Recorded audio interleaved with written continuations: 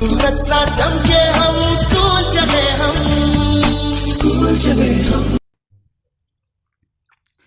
हमारा पहला क्वेश्चन है, माँ और शिशु के बीच गले लगना, उसे चूमना किस हार्मोन के स्राव से होता है? Adrenaline, oxytocin, thyroxine, melatonin. तो करेक्ट आंसर होगा हमारा ऑक्सीटोसिन। ऑक्सीटोसिन हार्मोन का स्राव का कंट्रोल पिट्यूटरी ग्लैंड यानी पीयूष ग्रंथि द्वारा होता है। ये हार्मोन प्रसव पीड़ा के दौरान भी निकलता है और गर्भनाल को चौड़ा कर देता है, जिससे शिशु का जन्म आसानी से हो सकता है। जबकि एड्रेनलिन हार्मोन एड्रिनल ग्रंथि से निकलता है, जिसे हिंदी में अधिवृक्क कहते हैं। इसे फाइट एंड फ्लाइट हार्मोन भी कहते हैं। उड़ान और भागो हार्मोन भी इसी का नाम है।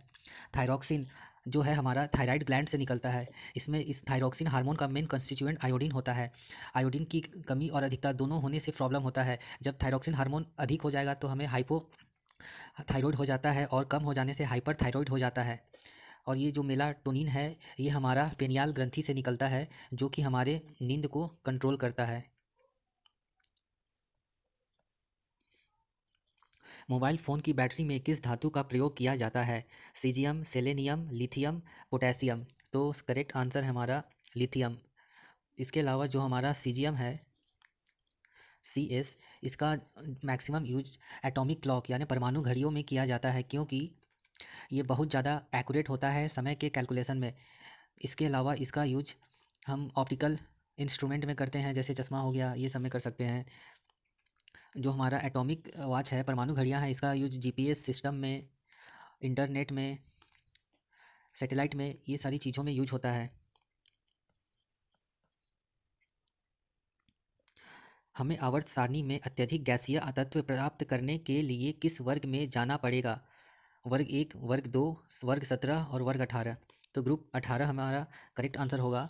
ग्रुप 18 के सदस्यों को हम इनर्ट गैस या नोबल गैस भी कहते हैं। इसे शून्य ग्रुप भी कहा जाता है। इसके सदस्य होते हैं हे, नेहा, आरती, कर, जेरोक्स, रंगीन। तो हीलियम, नियोन, आर्गन, क्रिप्टन, जेनन, रेडन, ये सारे इसके सदस्य होते हैं। ग्रुप 1 को हम अल्कली मेटल कहते हैं, मृदा धातु कहते हैं। ग्रुप 2 को हम अल्कली अर्थ मेटल कहते हैं, क्षारीय मृदा धातु कहते हैं। जबकि ग्रुप 17 को हम हैलोजन फैमिली कहते हैं। इसके मेंबर होते हैं फिर, कल, बाहर, आई, आंटी। ग्रुप 1 का मेंबर होता है हमारा हे, नेहा, हेलिना ने की रब से फरियाद। जबकि ग्रुप 2 का मेंबर होता है हमारा बेटा, मांगे, कार, सर, बाप, राजी। हमारा पहला ग्रुप में हाइड्रोजन को छोड़कर सारा का सारा तत्व ही मेटल होता है। हाइड्रोजन हमारा नॉन मेटल और मेटल दोनों के जैसा ही बिहेव शो करता है। शून्य वर्ग जितने भी ग्रुप में होते हैं इनर्ट गैस, इसका आउटर मोस्ट ऑर्बिट फिल होता है, पूरी तरह कम्प्लीटली पैक होता है आउटर ऑर्बिट। इसलिए इसे हम कम्प्लीटली फुल ऑक्टेट कहते हैं, या पूर्ण रूप से फुलफिल्ड अष्टक ग्रुप भी इसे कहा जाता है। इसमें हीलियम के बाहरी कक्ष में 2 परमाणु होते हैं, जबकि और सारे तत्वों के बाहरी कक्ष में 8 इलेक्ट्रॉन होते हैं।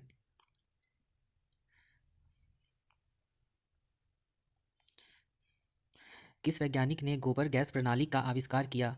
Doctor Varghese Kurien, MS Swaminathan, CB Desai, doctor Abdul Kalam. तो CB देसाई करेक्ट आंसर है। डॉक्टर वर्गीज कुरियन को हम वाइट रिवोल्यूशन यानी श्वेत क्रांति का जनक कहते हैं। MS स्वामीनाथन को हम ग्रीन रिवोल्यूशन यानी कि हरित क्रांति का जनक कहते हैं। जबकि डॉक्टर अब्दुल कलाम को हम मिसाइल मैन कहते हैं।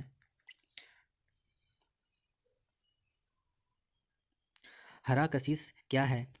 Cobalt sulphate, copper sulphate, zinc sulphate, ferrous sulphate. हमारा ऑप्शन डी करेक्ट आंसर है। जब भी कुछ मेटल हैं जैसे लोहा, कोबाल्ट, कॉपर, जिंक, ये जब भी H2SO4 के साथ रिएक्शन करते हैं तो एक रंगीन पदार्थ बनाते हैं। लोहा H2SO4 के साथ रिएक्शन करेगा तो FeSO4 बनाएगा, इसे हम हरा कशिश कहते हैं। कॉपर CuSO4 बनाता है, जिसे हम कोबाल्ट CuSO4 बनाते हैं, जिसे हम लाल कशिश कहते हैं। कॉपर हमारा CuSO4 बनाएगा, जिसे हम नीला कशिश कहते हैं, ब्लू। और जिंक हमारा इसके साथ रिएक्शन कर H2SO4 के साथ ZnSO4 बनाता है, जिसे हम सफ़ेद कशिश कहते हैं। कशिश को इंग्लिश में विट्रियल कहा जाता है। क्योंकि सिर्फ H2SO4 के साथ ही रिएक्शन करके ये कंपाउंड एक रंगीन पदार्थ बना रहे हैं, अतः H2SO4 को हम कशिश का तेल या थोथे का तेल या ऑयल ऑफ विट्रियल भी कहते हैं।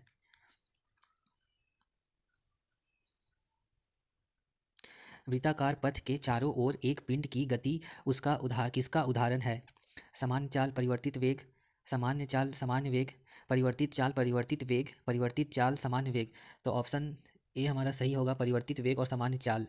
जब भी कोई वस्तु वृत्ताकार पाथ पे घूमता है तो हर एक बिंदु पे ही उसका वेलोसिटी यानी वेग बदलता है, क्योंकि वेग हमारा वेक्टर क्वांटिटी है और इसका वेग में डायरेक्शन और उसका गति दोनों इंक्लूड होता है। अतः चूंकि वेग हर एक पॉइंट पे ही इसका दिशा बदल रहा है, अतः वेग हमेशा ही परिवर्तित हो रहा है और चाल हमेशा एक समान ही बना रहता है। तो ऑप्शन ए सही है, परिवर्तित वेग, क्योंकि डायरेक्शन के परिवर्तन होने से ही वेग परिवर्तन हो जाता है।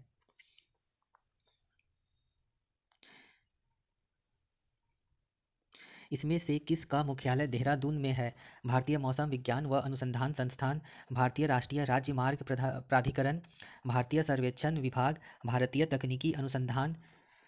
तो हमारा ए और बी का मुख्यालय न्यू दिल्ली है और भारतीय सर्वेक्षण विभाग का मुख्यालय हमारा देहरादून है, जो करेक्ट आंसर है हमारा। जबकि भारतीय तकनीकी अनुसंधान संस्थान का मुख्यालय लखनऊ है।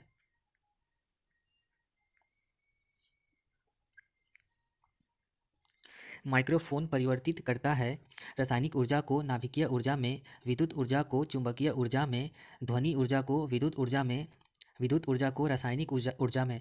तो माइक्रोफोन में हम बोलते हैं, यानी कि माइक्रोफोन में हम एक साइड से इनपुट को ध्वनि देते हैं, बट दूसरे साइड ये वायर के माध्यम से हमारे ध्वनि को एक स्थान से दूसरा स्थान भेज रहा है और वायर में करंट फ्लो होता है। इट मीन कि ये हमारी ध्वनि ऊर्जा को विद्युत ऊर्जा में परिवर्तित कर रहा है। Option C is correct. धातु की शुद्धता ज्ञात करने के लिए किस सिद्धांत का उपयोग किया जाता है? आइंस्टाइन का सिद्धांत, न्यूटन का सिद्धांत, आर्किमिडीज का सिद्धांत, गैलीलियो का सिद्धांत। तो आर्किमिडीज का सिद्धांत करेक्ट आंसर होगा। आइंस्टाइन ने हमें सापेक्षता और फोटो इलेक्ट्रिक इफेक्ट से रिलेटेड खोज किया था, जबकि न्यूटन गति के नियम और दृश्य प्रकाश से संबंधित है, जबकि गैलीलियो ग्रहों की गति से संबंधित है।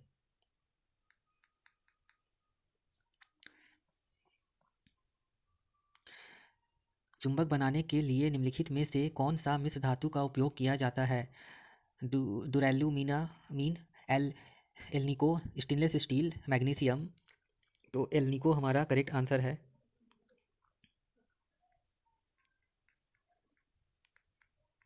एल्निको हमारा लोहा, कोबाल्ट, निकेल और एल्युमिनियम का मिश्र धातु होता है, जिसका प्रयोग चुंबक बनाने के लिए किया जाता है। 18 कैरेट में शुद्ध सोना होता है 100%, 80%, 75%, 60%। शुद्ध सोना 24 कैरेट का होता है, और जबकि हमारे पास 18 कैरेट दिया है, तो इसे हम प्रतिशत में कन्वर्ट कर सकते हैं।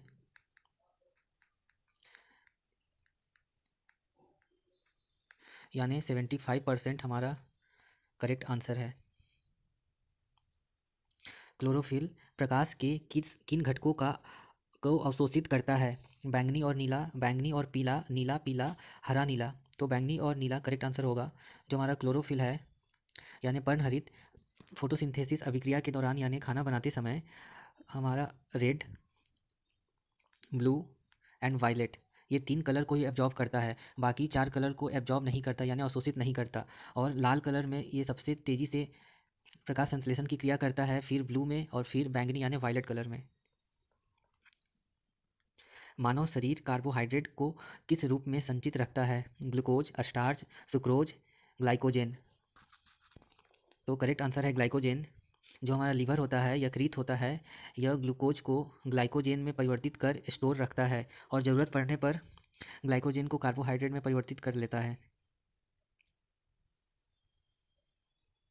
ऊँट बिना पानी के कुछ दिन तक मरुस्थल में रहता है क्योंकि वह अपनी पेशी में जमा किए पानी का प्रयोग करता है, अपने कुबर में जमा किए पानी का प्रयोग करता है, उपापचय की क्रिया को कम कर देता है, पानी के प्रयोग को कम कर देता है। तो करेक्ट आंसर ऑप्शन बी है, कुबर में जमा पानी का प्रयोग करता है। उंगली के नाखून में विटामिन उंगली के नाखून में विद्यमान होगा यहाँ प्रोटीन है मायोसिन, केराटिन, ग्लोबिन, एक्टिन। तो करेक्ट आंसर है केराटिन। जो हमारा नाखून होता है ये सेल्स के मरने से बनता है, और सेल्स में जो भी जीव द्रव होता है उसमें कैरोटीन नामक पदार्थ पाया जाता है, प्रोटीन पाया जाता है। तो सेल जब डेड हो जाते हैं तो उसके जीव द्रव से प्राप्त केराटीन ही नाखून के रूप में बढ़ जाता है। क्योंकि केराटीन तो एक विटामिन है, अतः नाखून काटने से हमें दर्द नहीं होता, क्योंकि सेल तो ऑलरेडी डेथ हो चुके हैं, मर चुके हैं। आइंस्टाइन को नोबेल पुरस्कार मिला था क्योंकि वह महान वैज्ञानिक थे फोटो इलेक्ट्रिक के लिए, सापेक्षता के सिद्धांत के लिए, शांति के क्षेत्र में। तो करेक्ट आंसर है फोटो इलेक्ट्रिक इफेक्ट के लिए उन्हें 1921 में नोबेल प्राइज मिला था। ओजोन परत की मोटाई किस इकाई में मापा जाता है? Decibel, ozometer, Dobson, kilometre. तो डॉप्सन करेक्ट आंसर है। डेसिबल में साउंड यानी ध्वनि मापा जाता है, और किलोमीटर में हम डिस्टेंस को मेजर करते हैं। भारत की कौन सी नदी को प्रदूषण के कारण जैविक मरुस्थल कहा जाता है? गंगा नदी, यमुना नदी, दामोदर नदी, महानदी। तो दामोदर करेक्ट आंसर है हमारा। अधूरे प्रज्वलन के कारण कार में कौन सी गैस बाहर निकलती है? Carbon dioxide, carbon monoxide, sulphur dioxide, lead oxide. तो कार्बन मोनोऑक्साइड करेक्ट आंसर है। जब भी अधूरा ज्वलन होता है ईंधन का तो कार्बन मोनोऑक्साइड निकलता है, और कार्बन मोनोऑक्साइड की प्रेजेंस में अगर हम रहते हैं तो हमारे बॉडी का हीमोग्लोबिन के साथ ये अभिक्रिया कर लेता है और कार्बोक्सी कार्बोक्सी हीमोग्लोबिन बनाता है, जो कि एक अस्थायी कंपाउंड है। और हमारे हीमोग्लोबिन का इस तरह से नाश हो जाता है और हमें धीरे धीरे ऊर्जा की कमी महसूस होती है, और आगे चलकर अगर बहुत ज़्यादा हम CO के प्रेजेंस में रहते हैं तो हमारा डेथ भी हो सकता है।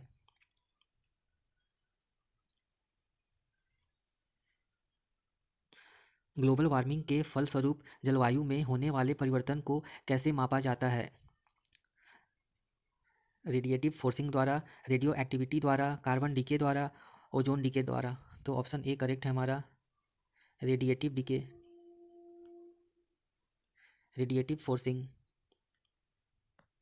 रेडिएटिव फोर्सिंग के द्वारा वायुमंडल में जितना भी एनर्जी मुक्त होता है तो ये एनर्जी के फ्लक्स को मेजर करता है, मापने का एक तरीका है, और एनर्जी के फ्लक्स बढ़ने से ही ग्लोबल वार्मिंग बढ़ रहा है।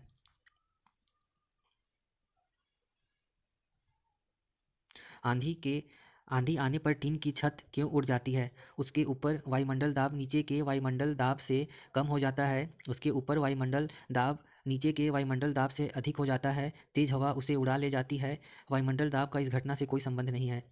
तो जो भी हमारा टीन का छत होता है, क्योंकि इसके ऊपर बहुत तेज़ हवा बहती है तो इसके ऊपर एटमॉस्फेरिक प्रेशर वायुमंडल दाब घट जाता है, और नीचे जो वायुमंडल दाब पहले से मौजूद है वो उतना ही रहता है, जिसके कारण नीचे का वायुमंडल दाब बढ़ जाता है। और हमें हमेशा पता है कि प्रेशर हायर से लो प्रेशर की ओर हमेशा प्रवाह करता है। तो यहाँ नीचे से प्रेशर ऊपर की ओर प्रेशर घट जाने से नीचे से ऊपर की ओर प्रेशर प्रवाह होता है, जिसके कारण ये हमारा छत उड़ जाता है। तो ऑप्शन ए करेक्ट है, इसके ऊपर वायुमंडलीय दाब नीचे के वायुमंडलीय दाब से कम हो जाता है। सो फ्रेंड, अगर आपको हमारा वीडियो अच्छा लगता है तो चैनल को सब्सक्राइब करें, वीडियो को लाइक करें और कमेंट करना ना भूलें। Thank you.